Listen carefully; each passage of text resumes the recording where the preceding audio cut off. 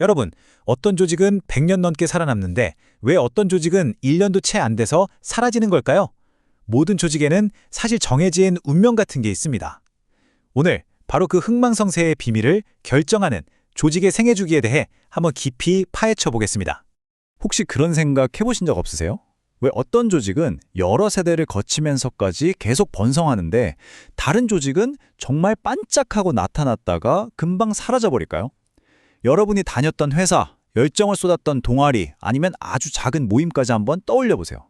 그 끝이 왜 그렇게 달랐는지 그 이유가 바로 여기에 있습니다. 그 비밀은요, 생각보다 아주 간단한 데 있습니다.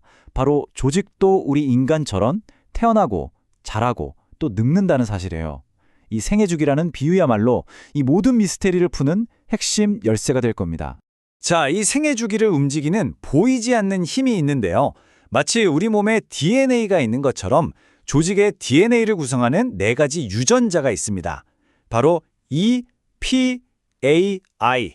지금부터 이 암호 같은 코드의 의미를 하나씩 풀어보겠습니다. 가장 먼저 E, 바로 에너지입니다. 이건 뭐랄까 조직의 심장을 뛰게 하는 그 뜨거운 열정, 비전, 희망 같은 거예요. 말 그대로 조직의 생명을 활활 타오르게 만드는 바로 그 불꽃이죠. 두 번째는 P, 프로그램입니다. 이건 아주 구체적인 건데요. 그래서 우리가 뭘 하는가에 대한 답이에요. 회원들한테 제공하는 서비스나 정기적인 활동, 또 외부를 향한 봉사 같은 것들, 이런 실제적인 활동들이 전부 이 프로그램에 해당됩니다. 그리고 세 번째는 A, 행정입니다.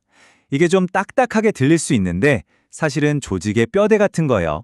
사명선언문이나 예산, 장기적인 계획, 또 조직의 질서를 잡아주는 모든 규칙들, 이런 시스템과 구조가 없으면 조직은 금방 와해되겠죠. 마지막 네 번째 유전자는 I, 바로 포용성입니다. 이건 사람에 대한 이야기예요. 사람들이 어떻게 우리 조직의 매력을 느끼고 들어오게 되는지, 또 들어온 사람들을 어떻게 챙기고 서로 끈끈한 관계를 맺어가는지, 그런 인간적인 요소에 관한 겁니다. 좋습니다. 그럼 이제 이 4가지 유전자가 어떻게 서로 얽히면서 한 조직이 태어나고 자라는지 그 여정의 전반부, 전성기로 가는 길이라는 성장 스토리를 함께 따라가 볼까요? 보시는 것처럼 모든 조직은 이런 곡선을 그리게 됩니다. 지금부터 우리는 이 곡선의 왼쪽, 막 싹을 틔워서 거대한 나무로 자라나는 이 놀라운 성장 구간을 한번 자세히 들여다볼게요. 모든 조직의 시작은 똑같습니다. 순수한 에너지, 딱 하나로 시작하죠. 이게 바로 탄생기입니다. 그래서 코드를 보면 E만 대문자고 나머지는 소문자, P, A, I죠. 열정은 정말 넘치는데 아직 뭘 해야 할지, 어떻게 해야 할지, 누구랑 같이 할지는 좀 막막하고 희미한 그런 상태인 거예요. 마틴 F. 사리넨이라는 분이 이 단계를 아주 멋지게 표현했어요. 조직은 다른 무엇보다도 그냥 살아있다는 그 느낌 자체와 사랑에 빠져 있을 수 있다. 아직 뚜렷한 방향은 없지만 순수한 생명력과 열정으로 가득 찬 시기인 거죠. 그러다 유아기가 되면요, 혼자서는 살아남을 수 없다는 걸 깨닫게 됩니다. 그래서 사람을 찾기 시작하죠. 코드를 보세요. I가 대문자로 바뀌었죠? 넘치는 에너지를 이제 사람들을 끌어모으고 우리 편으로 만드는 포용성에 쏟아붓는 단계입니다. 유아기 조직의 분위기는 딱 이래요. 어서 와, 누구나 환영해. 이런 분위기죠. 근데 동시에 일단 우리 식구가 됐으면 당신 몫은 해야지 하는 암묵적인 압박도 좀 있고요. 모든 게 창립자의 카리스마 하나로 돌아가는데, 그래서 처음 온 사람은 너무 막 챙겨주니까 그 과도한 포옹이 조금 부담스러울 수도 있습니다. 그리고 청소년기가 되면 이건 뭐 에너지가 폭발하는 시기죠. 그 에너지가 이제 구체적인 프로그램을 만들어내는 데 쓰이기 시작해요. 그래서 코드가 다시 이파이가 됩니다. 엄청 바쁘고 이것저것 일을 많이 벌이죠. 근데 그러다 보면 사람 챙기는 건 좀 뒷전이 될 수 있겠죠? 바로 이 시기에 아주 중요한 문제가 터지는데 이걸 창립자의 딜레마라고 부릅니다. 뭐냐면 조직을 처음 만들었던 그 대단한 리더가 이제는 모든 일에 다 관여하면서 오히려 성장을 가로막는 병목이 되어버리는 거예요.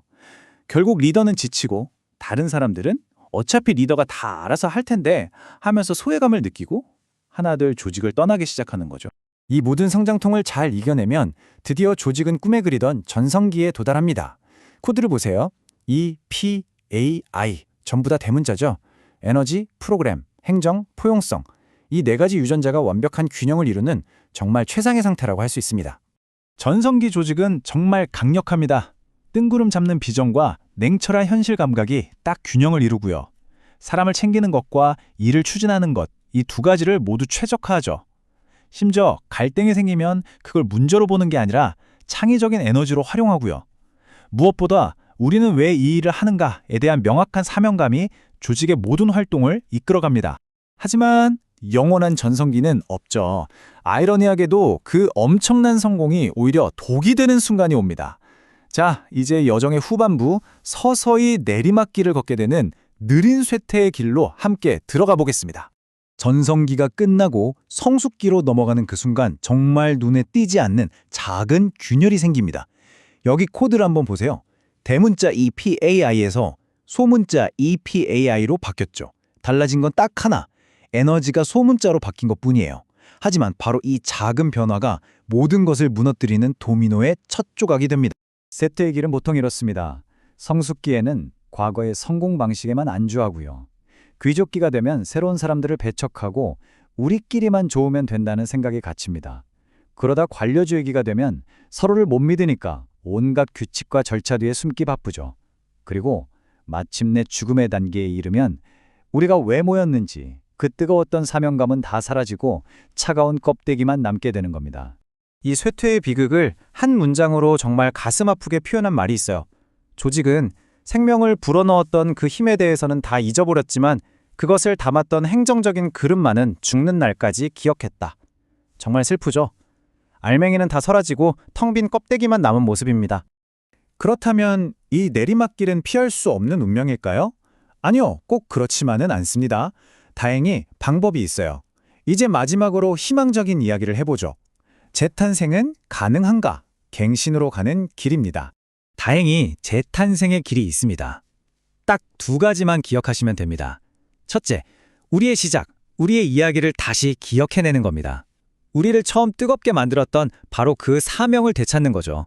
그리고 둘째, 현재와 다시 연결되는 겁니다. 세상은 변했잖아요?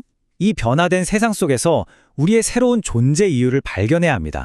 자, 오늘 함께 살펴본 이 생애 주기라는 렌즈로 지금 여러분이 속해 있는 조직을 한번 비춰보세요. 여러분의 회사는, 여러분의 팀은, 여러분의 모임은 지금 어느 단계에 와 있나요? 그리고 앞으로 어디로 향하게 될까요? 그 답은 바로 여러분의 선택에 달려 있을지도 모릅니다.